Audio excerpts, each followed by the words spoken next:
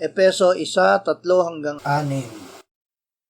Purihin nawa ang Diyos at Ama ng ating Panginoong Hesukristo, na siyang nagpapala sa atin kay Kristo ng bawat pagpapalang espiritual sa sangkalangitan ayon sa pagkapili niya sa atin sa Kanya bago itinatag ang sanlibutan, upang tayo'y maging banal at walang dungi sa harapan niya sa pag-ibig.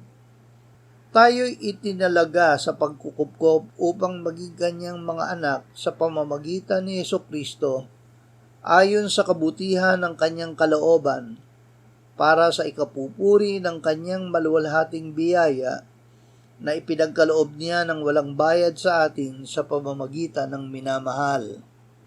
Banal na pag-ibig. Ang nananahan sa pag-ibig ng Diyos ay banal at walang dungis. Ang Diyos ay liwanag at sa Kanya'y walang anumang kadiliman. Kung tayo'y lumalakad sa liwanag tulad niya na nasa liwanag, may pakikisama tayo sa isa't isa, at ang dugo ni Jesus na Kanyang anak ang lumilinis sa atin sa lahat ng kasalanan. Dahil nililinis ng dugo ni Jesus, tayo ngayon ay banal.